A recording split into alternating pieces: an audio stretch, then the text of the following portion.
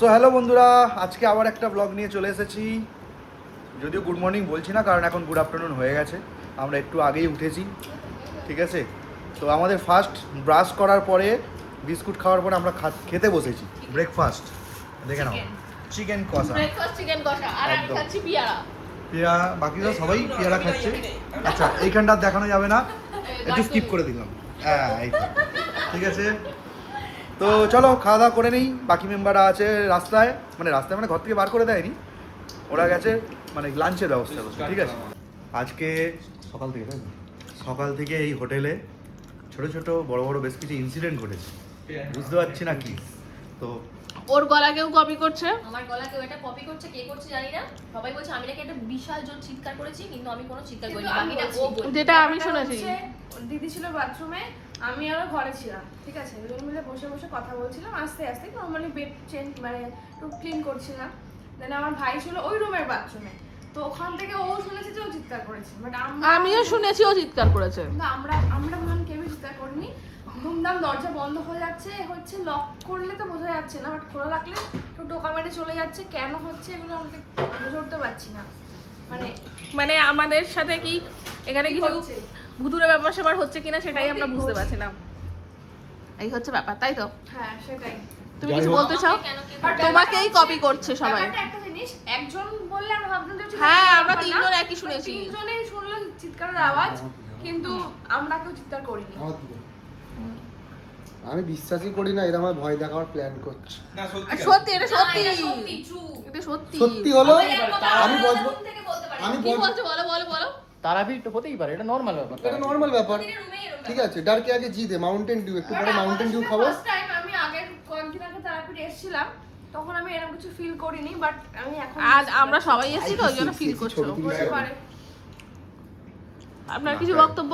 যদি সত্যিই হয়, হুম। এটা অনেক বলেছে যারা প্যারানর্মাল মায়ের কাছে কাজকর্ম করে, এসেছি, মা যেটা হ্যাঁ, ভালো মায়ের গন্ধ তারা পাবো। বলেছে কিছু বলতে। না, শেষ করিনি। ওটা মায়ের গন্ধ। হাত জোর করে বলছি, ও ফোনটা এই রুমে যদি কেউ থেকে থাকেন, কেউ বা কারা, অনেকে, আপনারা আপনাদের মতো থাকুন। আমরা আপনাদের ডিস্টার্ব করতে আসিনি। আজকে রাতটা থাকতে দিন, কালকে চলে যাব, ঠিক আছে। আপনারা আপনাদের মতো যে কোনো কোনায় হোক, বালিশের তলায় হোক থাকুন। আমরা প্লিজ আমাদের ঘরে খাটের তলায় নয়। হ্যাঁ, থাকতে পারেন, কিন্তু ডিস্টার্ব করবেন না প্লিজ। ভয় দেখাবেন না, হার্ট অ্যাটাক ফাটারে হয়ে গেলে সমস্যা হয়ে যাবে, ঠিক আছে প্লিজ। দুটো বাচ্চা পেয়েছি। বাড়িতে দুটো ছোট ছোট বাচ্চা আছে, তাদের কাছে ফিরতে হবে। অফিসে অনেক অন্নপূর্ণা ফর্ম জমে আছে, সেগুলোকে ছাড়তে হবে, ঠিক আছে। হ্যাঁ প্লিজ। সৈকতে দেখানো দোকান থেকে আমরা চিকেন নিয়েছিলাম। চিকেনটা খুবই থার্ড কোয়ালিটি চিকেন ছিল, মানে ভালো মুরগি ভিতরে গন্ধ, ভালো করে নুন ঢোকেনি। আবার তাই জন্য সবাই মিলে এখন আমরা চেঞ্জ করতে যাচ্ছি, ঠিক আছে। সামনে আছে মেগা ম্যাঙ্গো, সৈকত, তিতলি তারকাটা। তো ব্লগারের চ্যানেল বাবা, ব্লগারটাই সামনে আছে। আমি তো নিউ, সবে স্টার্ট করছি, তাও লোকের ফোন দিয়ে। আমার তো কিছুই নেই, আইফোন তো নেই, আমি তো গরিব, কোথা দিয়ে পাবো? আমাকে এরা ভাড়া করে নিয়ে এসছে, তাই আমি এসেছি।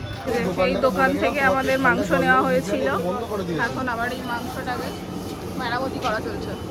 এখন আইসক্রিম খাবো, এই যে আমাদের খাওয়াবে ক্যাশিয়ার মানুষ খাওয়াবে। ও তুমি তাহলে তো ফ্রিতে খাওয়ানো উচিত, তাই না? আর ভেঙে যাবে।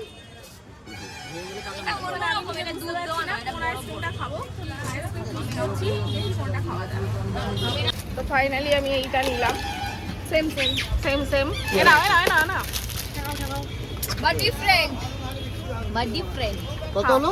স্ট্রবেরি ভাল লাগে না। তো আমাদের খাবার নেওয়া হয়ে গেছে, এই হচ্ছে খাবার। প্রচণ্ড রোদ্দুর, এখানে তাকানো যাচ্ছে না জাস্ট, আর আমার মাথাটাও প্রচণ্ড যন্ত্রণা হচ্ছে। তো আপাতত এই যে আমরা রুমে চলে এসেছি, আর এখন আমাদের লাঞ্চের প্রিপারেশন চলছে। খাবার আমি বাড়িতে এই টাইমেই খাই, 3:30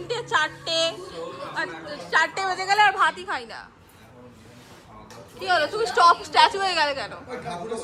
ও আচ্ছা, ওটা ঠাকুরের না, ওটা বাক্স শুধু। এখানে খাওয়া দাওয়ার বলা হচ্ছে। আজকে আমাদের লাঞ্চের মেনু হচ্ছে ভাত আর চিকেন, শসা আছে, আমড়া মাখা আছে। সো ফাইনালি একটা সুন্দর লম্বা ল্যাদ খাওয়ার পর আমরা বেরোলাম। মানে সাইট সিন করার জন্য। ইচ্ছা ছিল না, কিন্তু পয়সাটা নষ্ট হবে। টোটোকে বুক করা হয়েছে, কিন্তু জানি না সে আদৌ আছে কিনা। তো এই যে এখন রেডি হচ্ছে মোটামুটি। চলো আমরা বাইরে যাই। ঘুমাচ্ছিল, আধা ঘন্টা ভালো ঘুমিয়ে নিয়েছে। আমি ল্যাদ খেয়েছি, আমি ল্যাদ খেয়েছি। তো চলো বাইরে যাই, গিয়ে দেখি টোটোটা আছে কিনা। এই যে এখানে এখন টোটোর সাথে দরদাম করা চলছে, ভালোই রেট বলছে। এখন দেখা যাক ফাইনালি আমরা কত রেটে ফিক্সড করতে পারি। চেষ্টা চলছে যতটা কম করা যায় দেখা। তো এই যে এই টোটোটায় 5 জন বসছে, আর এই টোটোটায় 4 জন আমাকে নিয়ে। তো চলো টোটো নিয়ে সামনে বসছি আমি। সো আমাদের জার্নি স্টার্ট। চলো যাওয়া যাক, দেখা যাক কোথায় আমরা যাচ্ছি। সঙ্গে থাকো, দেখতে থাকো।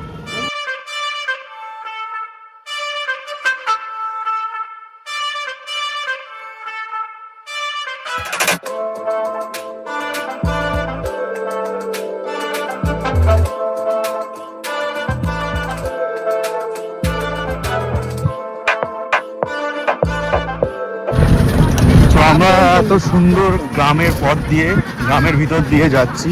চারিদিকে শুধু সবুজে সবুজ ভরা, ছোট ছোট পুকুর, গাছ, জমি। আমাদের 40 কিলোমিটার পথ যেতে হবে। আমরা খুব অল্প পথই এখন এসেছি টোটো করে। এই যে বিকালবেলা গ্রামের বাচ্চারা সব সাইকেল চড়তে বেরিয়েছে। তো আমাদের জার্নি কন্টিনিউ চলছে এখন।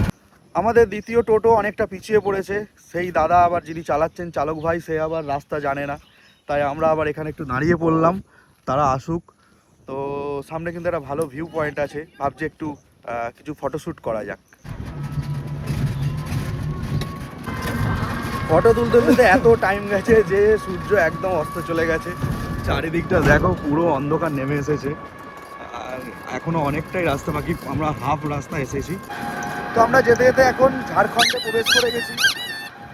কারণ রাস্তা দেখলেই দেখো কতটা তফাৎ, কত সুন্দর রাস্তা। টোটো একদম ফাটাফাট সুন্দর স্পিডে চলেছে।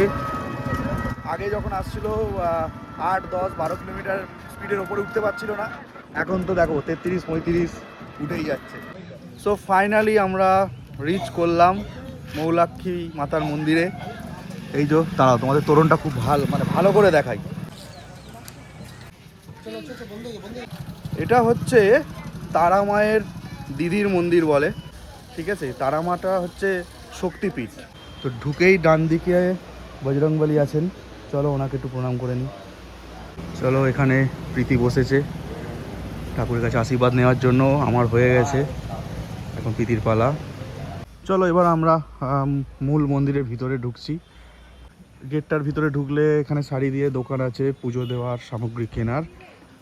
তো ভিতরটা ঢুকতেই একটা আলাদা অনুভূতি এলো, সুন্দর ধূপ ধুনার গন্ধ, জাস্ট আধ্যাত্মিক ফিলিংস চলে এলো। চলো আমরা ঢুকে গেলাম মূল এতে। এটা নাট মন্দির। যাক, একটা আনন্দের বিষয় যে মন্দিরটা খোলা আছে। এই ঠাকুরমশাইয়ের থেকে জানতে পারলাম, একটু কারেকশান করে দিই, এটা কোনো সতীপীঠ নয়, এটা সিদ্ধপীঠ। এখানে মায়ের কোনো অংশ পড়েনি। এখানে এখন এরা প্রতিযোগিতা করছে যে কে ঘন্টাটা আগে বাজাতে পারে, কে আগে ঘন্টাতে হাত দিতে পারে। নাও, 1, 2, 3 স্টার্ট।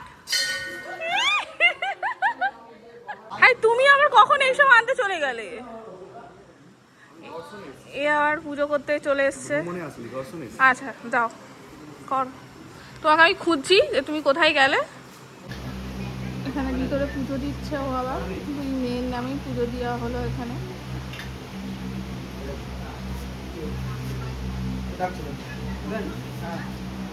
পুজো দেওয়া, হ্যাঁ, মন ভরে। চলো চলো দেখি মন্দির আছে, ওদিকে বামদেবের মন্দির আছে। চলো, আমি দেখে নিয়েছি, তুমি যাও দেখো। চলো আমরা এবার এখান থেকে বেরিয়ে যাই, কারণ আমাদেরকে আবার অনেকটা জায়গা যেতে হবে। তো সেই জন্য আমরা এখনই বেরিয়ে যাচ্ছি, খুব বেশিক্ষণ এখানে ওয়েট করবো না। সো আমরা তো চলে এসেছি হোটেলে, এখন আমরা ফ্রেশ হয়ে নিয়েছি। তবে ফ্রেশ হয়ে আমরা এখন একটু যাবো শ্মশানে। তো তারপরে ফিরে কি করছি না করছি দেখাচ্ছি তোমাদের। শ্মশানের ওখানের ভিডিওটা তোমাদের সাথে শেয়ার করলাম না, তো দেখি কি এক্সপিরিয়েন্স হয় না হয়, যেটাই হবে সেটাই তোমাদের সাথে শেয়ার করব। তো ভিডিওটা কন্টিনিউ দেখতে থাকো। তো আমরা ঘুরে ঘুরে চলে এসেছি, এখন আমরা ডিনার করতে বসেছি। কি ডিনার খাচ্ছি সেটা তোমাদের দেখাচ্ছি। আজকে আমাদের ডিনার হচ্ছে, আমরা খাবো বিরিয়ানি সবাই, আর ওদিকে সৈকত খাচ্ছে তরকার রুটি। জিম ট্রেনার বলে কথা। হ্যাঁ, হেলথ কনসাস, স্টুডেন্টদের কি শেখাবে? সেটাই। তুমি কি করছো? খেতে দেয়নি এখনো? পিট্টু ওইদিকে খাবার বাড়ছে। খেয়ে নি, তারপরে তোমাদের সাথে এক্সপিরিয়েন্সটা শেয়ার করছি।